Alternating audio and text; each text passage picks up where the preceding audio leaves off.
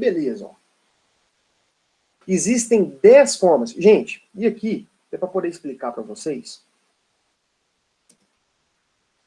vários livros, vários autores, têm as suas classificações próprias, trabalham com números reduzidos de classificação ou com números exagerados. Então vai ter autor que vocês vão pegar e ele vai trazer para vocês 14 classificações diferentes. Vai ter autor que vai apresentar 5 classificações. O que eu fiz? Trabalhei com 10 classificações, as mais importantes e as mais comuns. Então não tem esse negócio também de inventar a classificação para poder vender livro, porque está na moda. Não, nada disso. Aquelas classificações que são mais comuns e que, por consequência, caem no concurso, caem no exame da ordem, eu separei e nós vamos falar sobre elas. Então eu separei aqui 10. Nem para não ser muito prolixo, para nós vamos trabalhar com 25 classificações aqui, não. E também não ficar muito resumido, vamos trabalhar só com 5. Mas eu vi uma questão que caiu na OAB no último exame que falava de uma classificação que você não explicou. Então, as 10 que nós vamos trabalhar aqui, nós vamos estudar, são as mais comuns, né? As mais cobradas em exame de ordem, as mais cobradas em concurso público. Olha aqui.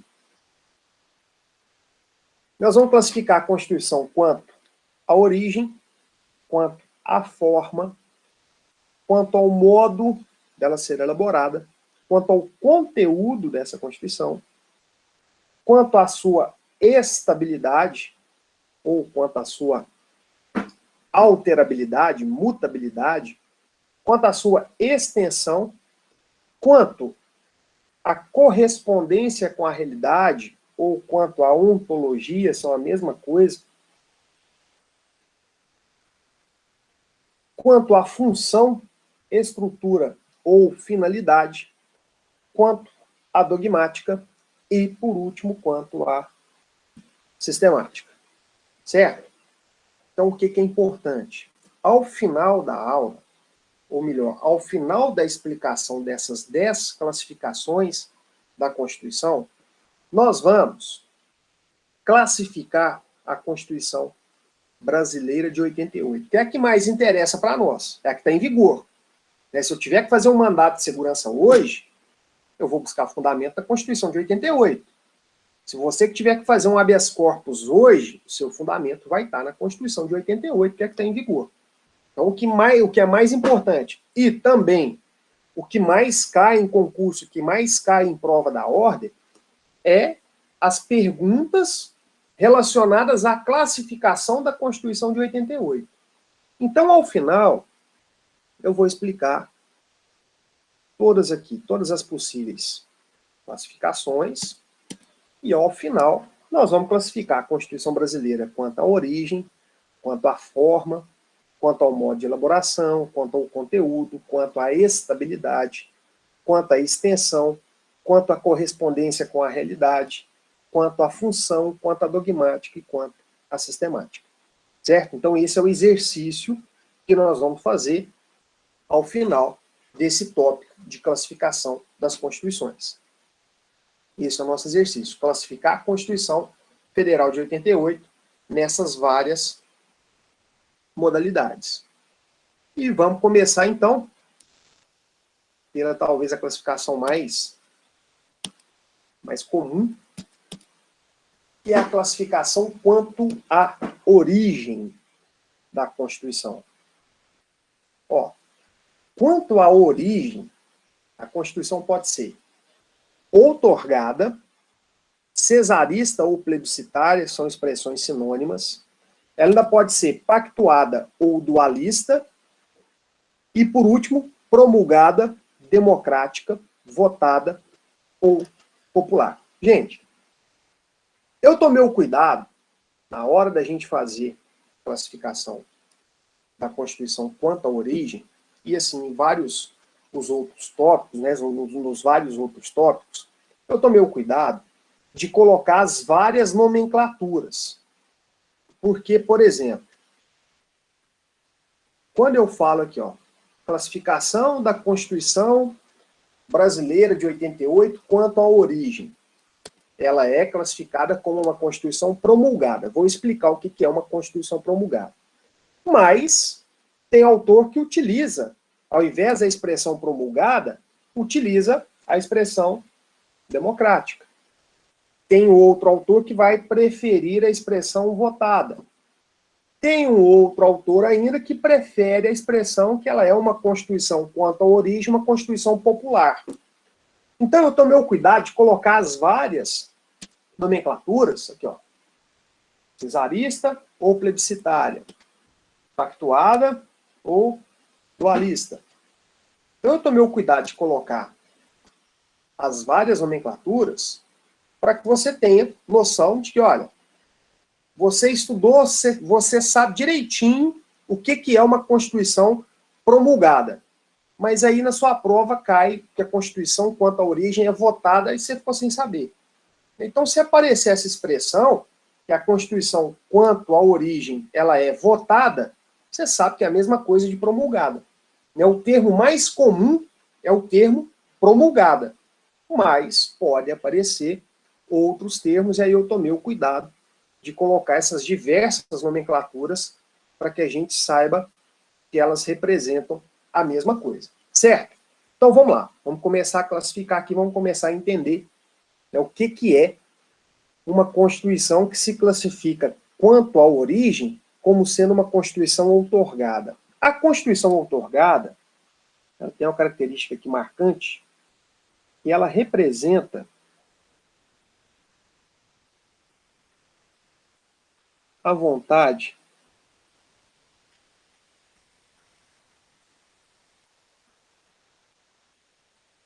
do governante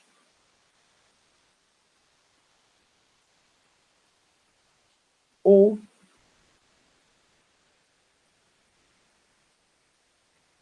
de um grupo reduzido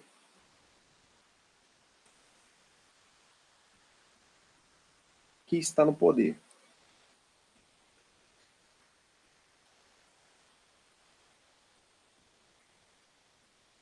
Então, a Constituição outorgada representa a vontade unilateral, a vontade única e exclusiva do governante ou de um grupo reduzido que está no poder.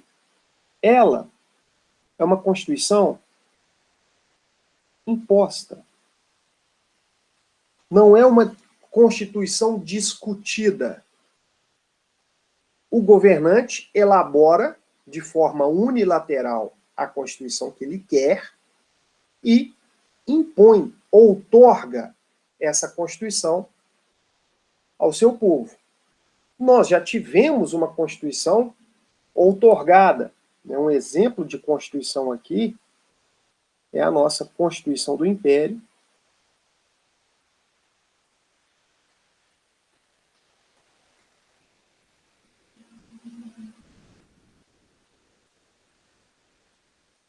de 1824. Então, olha, se ela é uma Constituição outorgada, imposta, fruto da vontade unilateral do governante, muito provavelmente essa Constituição será uma Constituição autoritária, uma Constituição autocrática. Tende a ser uma Constituição autocrática. Então, a Constituição outorgada, ela representa a vontade única e exclusiva de um governante ou de um pequeno grupo que está no poder. Então, quando o enunciado da questão te diz que a Constituição foi imposta, você já logo conclui que trata-se de uma Constituição outorgada. A outra forma de se classificar é a Constituição cesarista ou plebiscitária. O cesarista aqui vem de César, do Império Romano, e o plebiscitário aqui vem de plebiscito. Essa segunda forma de classificar quanto à origem, você vai pensar o seguinte: a Constituição, ela foi outorgada, mas o governante, para dar uma de esperto, para tentar maquiar essa Constituição com uma roupagem um pouco democrática, o governante faz o seguinte: ele cria uma Constituição sem discussão, sem participação popular nenhuma, e ao invés dele outorgar a Constituição, ele submete essa Constituição a uma validação popular. Então vamos lá. Existem duas formas de consulta popular, que são o plebiscito, o referendo. Já cansado de escutar sobre isso. Plebiscito e referendo. Ambos são formas de consulta popular. Então, quando se elabora uma lei, e para que essa lei seja validada, se faz uma consulta popular, né, vou dar um exemplo aqui, vamos pegar como exemplo o aborto. Imagine que o Congresso Nacional queira enfrentar a questão da legalização ou não do aborto, e aí ele primeiro faz uma consulta popular para saber qual que é a vontade, qual que é a opinião da população, da sociedade brasileira em relação ao aborto. Se é liberar o aborto ou se é continuar a proibi-lo. Se essa consulta popular é feita primeiro, para que depois seja alterada a lei, nós estaremos diante de um plebiscito. Então, o plebiscito, consulta é feita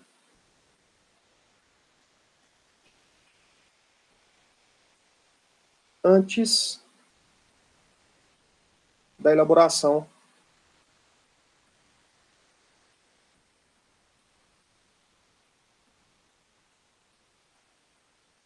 da norma. Seja uma lei, seja uma emenda à Constituição. Agora, se primeiro é feita a lei já foi feita, a lei já está pronta, a norma já está pronta, a Constituição já foi pronta, já está escrita, e depois se faz a consulta popular, aí eu estou diante do referendo.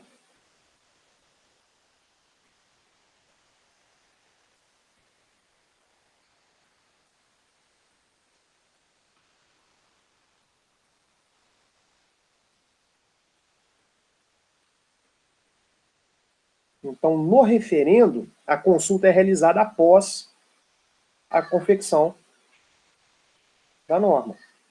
A norma já está prontinha, mas um requisito de vigência da norma é submetê-la a referendo, né, a palavra na sua essência, referendar, é confirmar.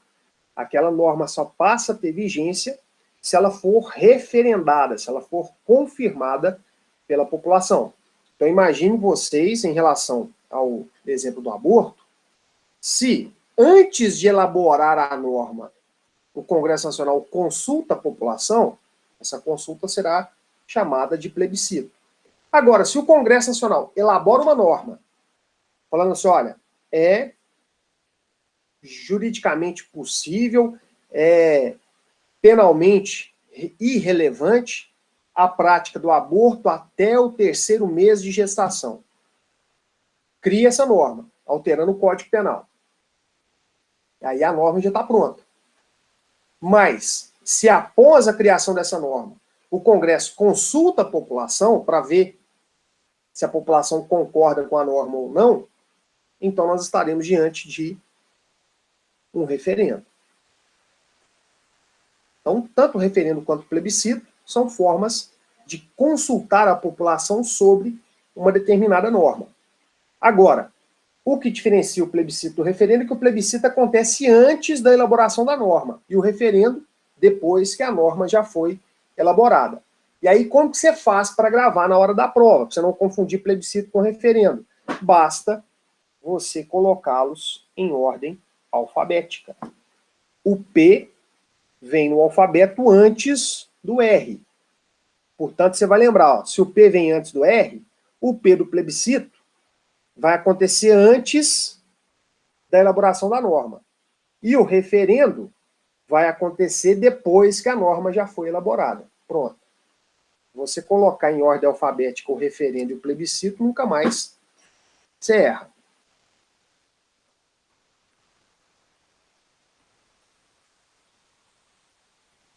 E aqui, mas o que tem a ver o referendo e o plebiscito aqui com a nossa classificação da Constituição quanto à origem? O detalhe aqui é o seguinte, tem um nome errado, né, fala de Constituição plebiscitária, na verdade é muito mais referendo do que plebiscito.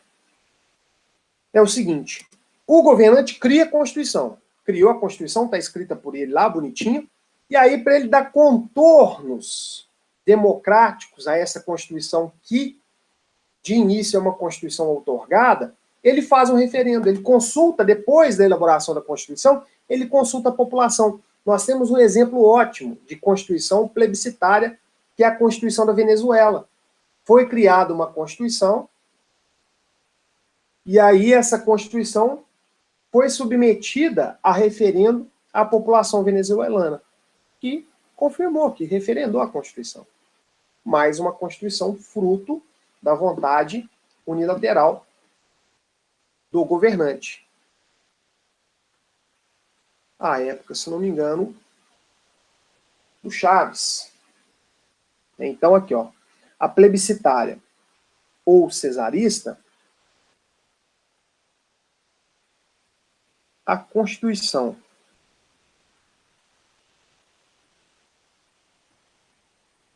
é fruto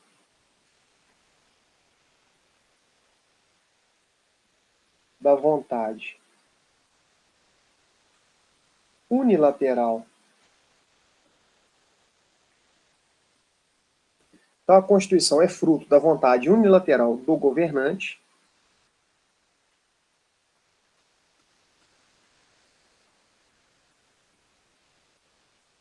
porém,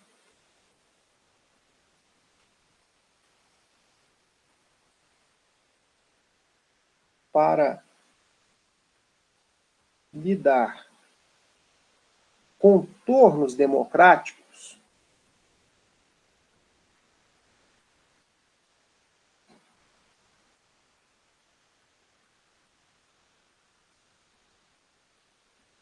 a submete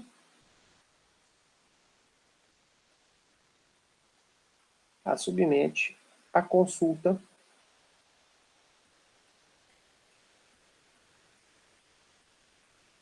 popular. Então, olha, nós temos primeiro a Constituição outorgada, que é aquela Constituição imposta pelo governante, pela pessoa que exerce o poder político. E aí nós temos uma segunda classificação, que é a plebiscitária ou cesarista, em que se trata de uma Constituição outorgada, mas que é submetida à consulta popular.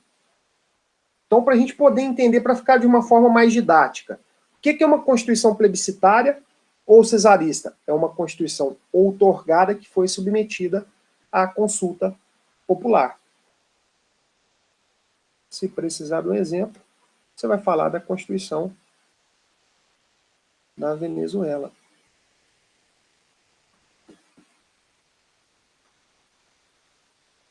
Ela foi imposta, né, foi criada pelo Hugo Chávez e depois submetida à consulta popular e aprovada.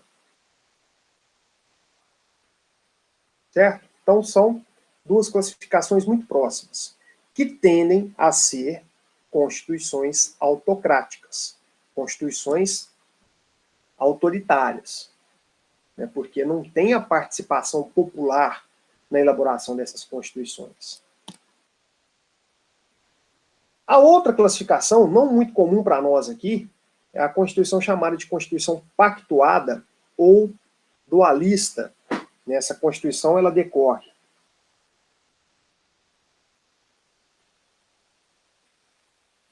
de um pacto daí vem o nome, né, Constituição Pactuada, decorre de um pacto celebrado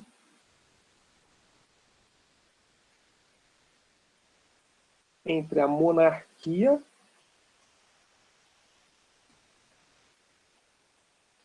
e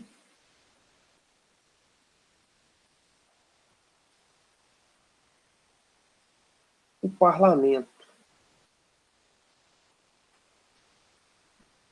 Nós vamos colocar aqui, ó, poder legislativo. Então, a Constituição, quanto à origem, classificada como dualista ou pactuada, ela é aquela Constituição que é fruto de um pacto, de um acordo celebrado entre a monarquia, que não tem participação popular, e o parlamento, que tem participação popular, composta pelos parlamentares que vão ali exercer a função legislativa. Certo? Então, ó, não é comum para nós, né? Nós não temos a monarquia como um regime de governo, como uma forma de governo, né? Nós somos uma república, então faz sentido essa classificação lá na Inglaterra. É um exemplo aí das constituições mais... a Constituição inglesa, que vai decorrer desse pacto entre monarquia e poder legislativo. Então, olha só, nós temos 4 formas de classificar uma Constituição quanto à origem. A Constituição quanto à origem ela pode ser outorgada, plebiscitária, pactuada ou promulgada. A outorgada é imposta unilateralmente pelo governante. A plebiscitária, ele elabora sozinho a Constituição, sem a participação popular, sem a participação do parlamento, e depois submete essa Constituição a uma consulta popular. A Constituição está pronta, vocês concordam? Sim ou não? A outra, a pactuada, é um acordo estabelecido entre a monarquia e o parlamento, e a última, a promulgada. João Vitor, perfeito. Né? Esses casos, essa classificação quanto à origem da Constituição pactuada ou dualista vai se encaixar quando o Estado ele adota como forma de governo a monarquia, certo? A última, que é a Constituição classificada quanto à origem como promulgada, democrática, votada ou popular. Aqui vai existir, né, então existe participação popular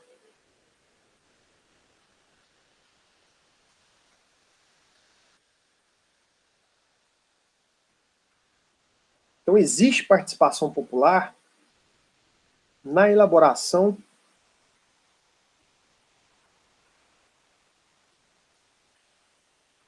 da Constituição.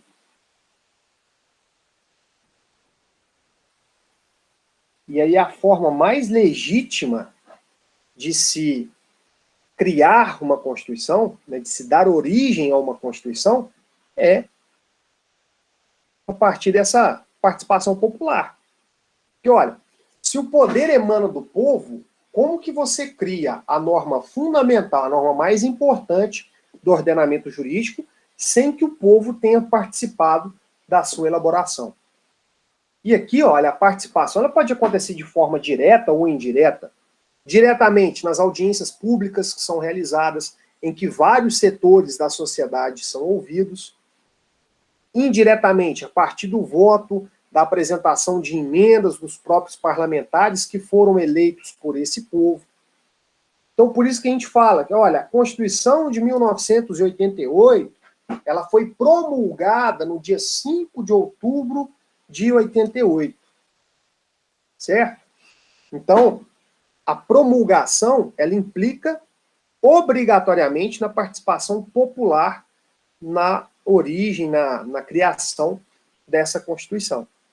Um exemplo básico aqui, que você precisa saber, e que é falado toda hora, é a nossa famosa Constituição de 1988.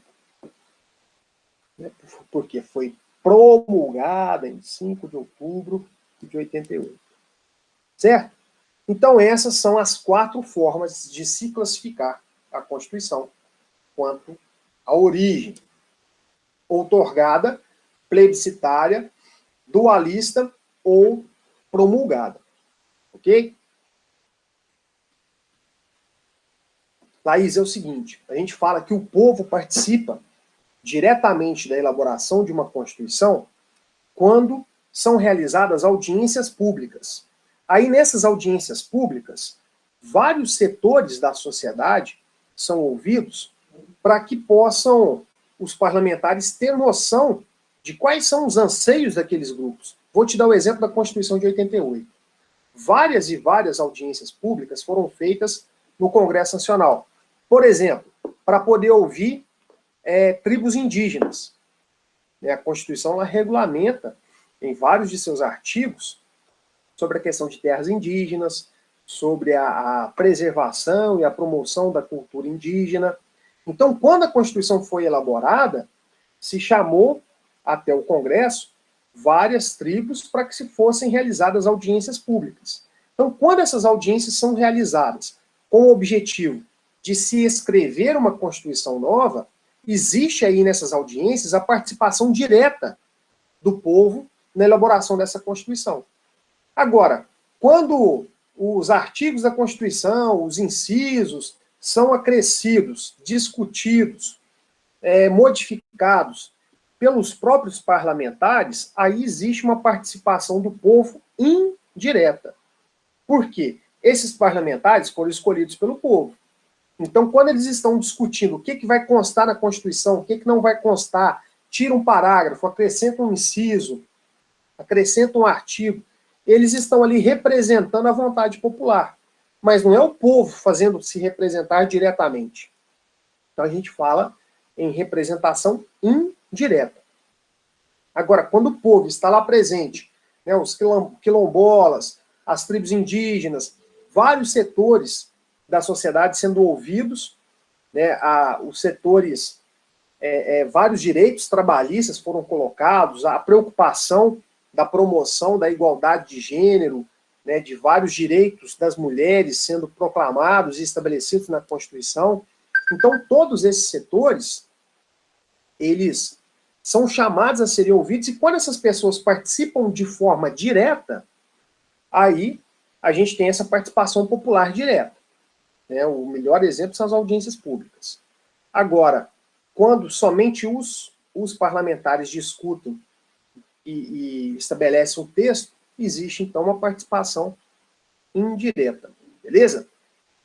Fato é que a Constituição promulgada tende a ser muito mais democrática, porque tem a participação popular na sua elaboração, do que as constituições outorgadas e cesaristas ou plebiscitárias. Ok? Então, essa é a primeira forma de se classificar uma Constituição, quanto à sua origem. A segunda forma de se classificar uma Constituição é quanto à forma. De que jeito que essa Constituição aparece? Como que a gente consegue enxergar essa Constituição? Ela pode ser escrita ou ela pode ser costumeira. A Constituição escrita é também chamada de Constituição instrumental. A costumeira é também chamada de Constituição não escrita ou de Constituição consuetudinária. O conceito de Constituição escrita é muito difícil. Então, anota aí, porque é muito difícil o conceito de Constituição escrita. Constituição escrita é aquela que é, adivinha? Escrita. Constituição escrita. O que é uma Constituição escrita? Pega a Constituição Federal nossa. Não tem um monte de direitos escritos, um monte de coisa escrita nela, na parte dogmática, no ADCT, não tem um monte de coisa escrita lá? Então, ela, quanto à forma, é uma Constituição escrita.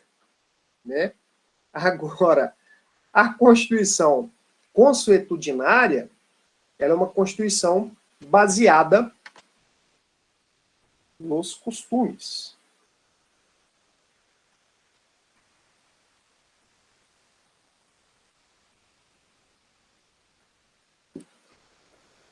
A gente não tem um livrinho que a gente vai chamar de Constituição. As normas constitucionais, elas decorrem dos costumes daquela sociedade. Então é algo muito mais forte, né? Porque a Constituição nossa, gente, ela foi promulgada em 88 e ela já sofreu mais de 100 emendas, mais de 100 alterações. Por quê? É só escrever a modificação ali, submeter a votação e se aprovado for, pronto, mudou. Agora, o costume, você não muda o costume do dia para a noite. Né? Pensa, um hábito que você tem, você não consegue mudar o hábito do dia para a noite. Né? Então, os costumes, eles são frutos dessa evolução social e que acontece de forma lenta. Mas a modificação da Constituição é muito mais difícil. Beleza?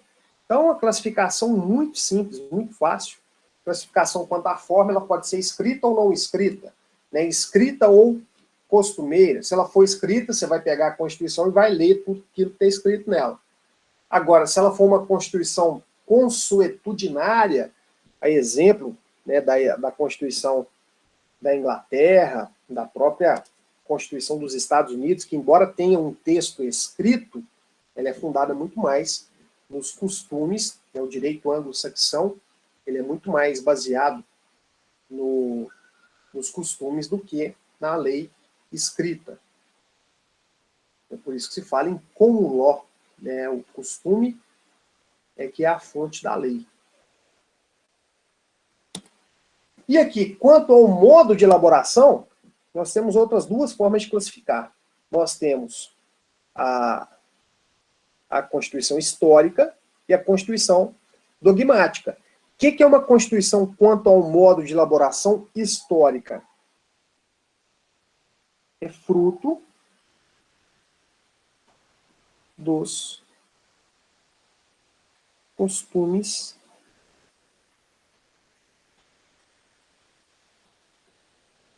do povo. Ao passo que a Constituição dogmática, ela é elaborada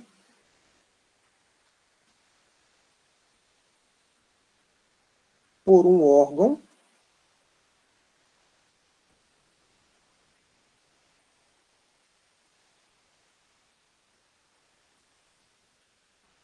que estabelecerá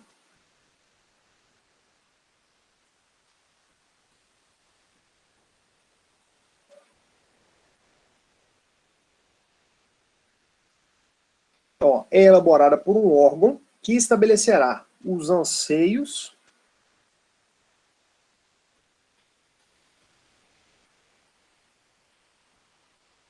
de um povo em uma determinada época.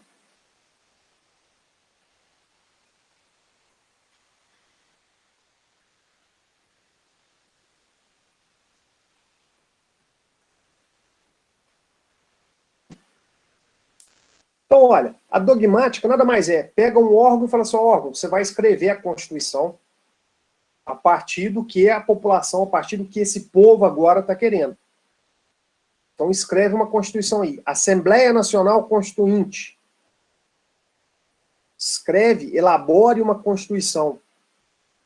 Então a Assembleia Nacional Constituinte, que foi instalada em 1987, ela elaborou a Constituição de 88. A Constituição nossa, portanto, é uma Constituição dogmática. Logo, já faz essa associação que isso é importante. Toda Constituição histórica, quanto à forma, será também consuetudinária.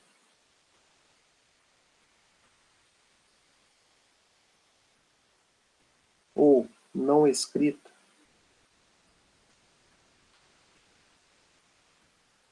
Ou costumeira. Então, toda Constituição não escrita será também, quanto ao modo de elaboração, histórica. Logo, toda Constituição dogmática, quanto ao modo de elaboração, em relação à forma, será escrita ou instrumental.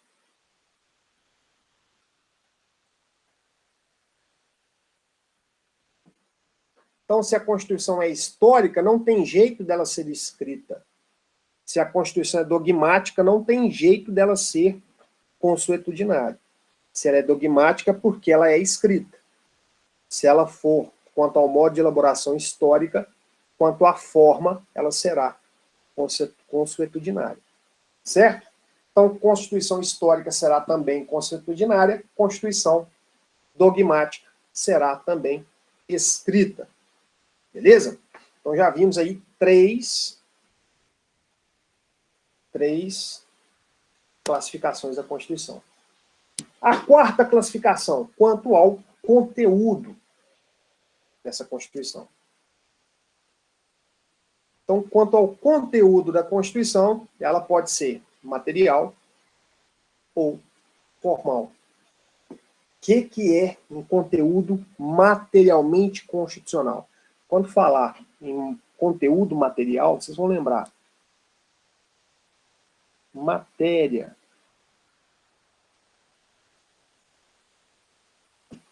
A matéria que está nessa Constituição é eminentemente constitucional. Tudo que está ali tinha que estar ali mesmo. A Constituição não teve normas que não precisariam estar na Constituição. Então, a classificação quanto ao conteúdo, vocês vão restringir a 3 conteúdos apenas para que ela seja material. Então, se a Constituição dispuser só sobre direitos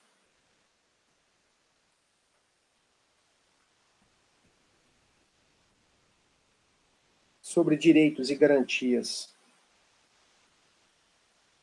fundamentais,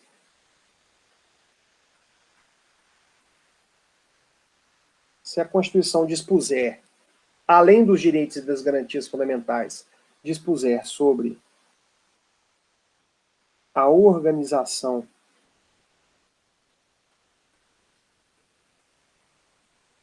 do Estado,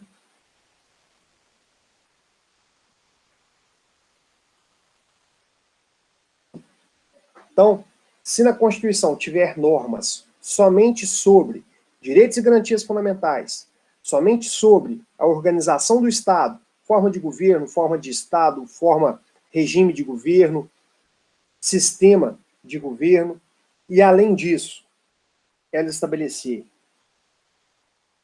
competência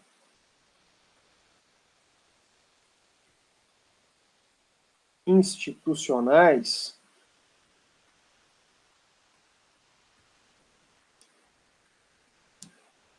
se ela falar, o que é competência do poder legislativo, o que deve fazer o poder judiciário, o que tem que fazer o poder executivo. Então, se você pegar a Constituição e se deparar apenas com normas dessa natureza, com normas com esses conteúdos, direitos e garantias fundamentais, organização do Estado e competências institucionais, essa Constituição será materialmente constitucional. Será uma Constituição material quanto ao seu conteúdo. Por quê? Tudo que está escrito ali só poderia estar escrito na própria Constituição, não poderia estar escrito em lugar nenhum. Agora, quando a Constituição fala umas coisas meio loucona, quando a Constituição fala algo que não precisava estar ali, não precisava estar na Constituição.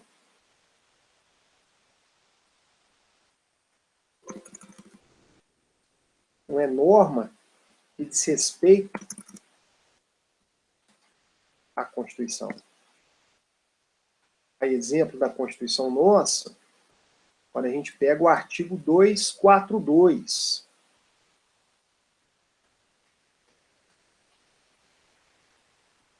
Olha aqui.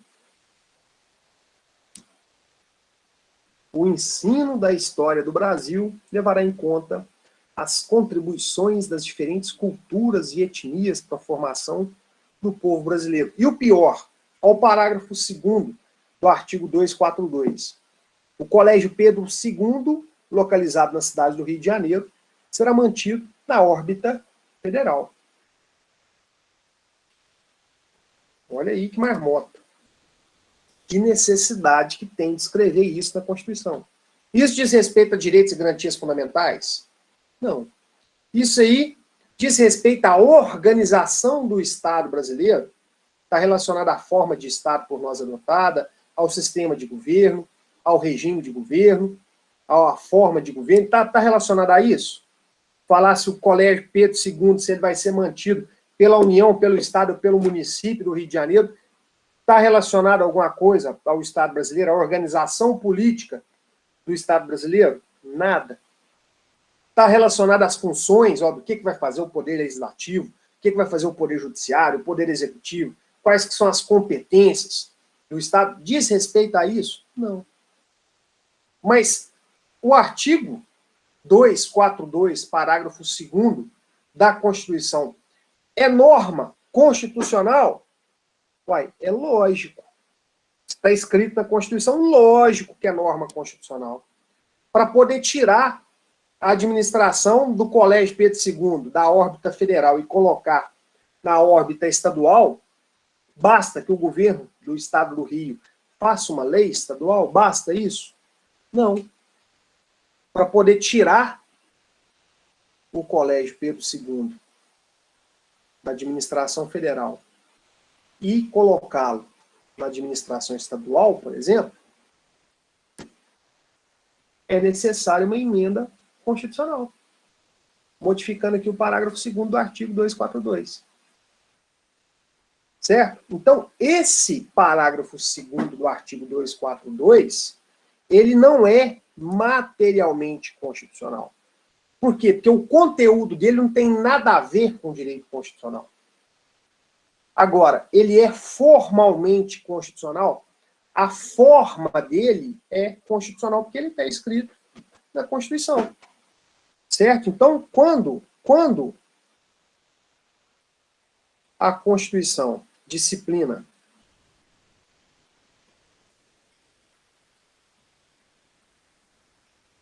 então, aqui, ó. Quando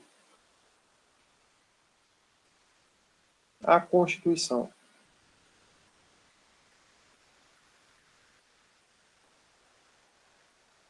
disciplina matérias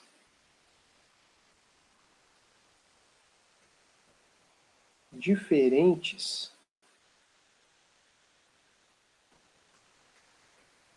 aos direitos e garantias fundamentais,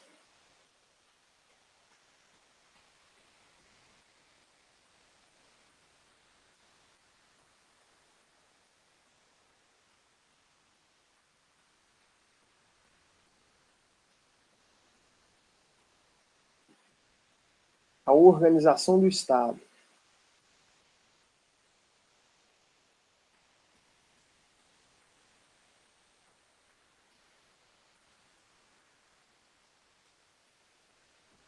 e as competências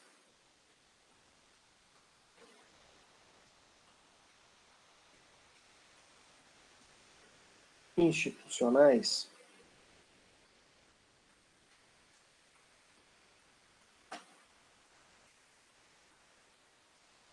será, quanto ao conteúdo,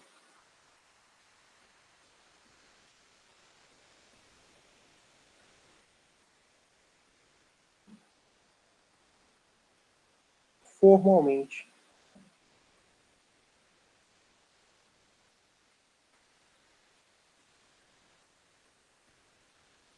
constitucional. Um exemplo bom, não não esqueça dele, é o artigo 242, parágrafo 2º da Constituição Federal.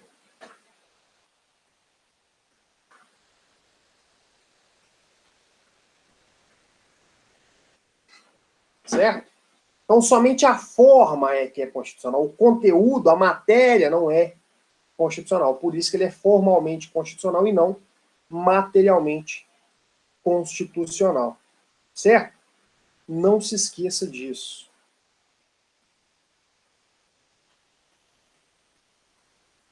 Deixa eu fazer um corte aqui.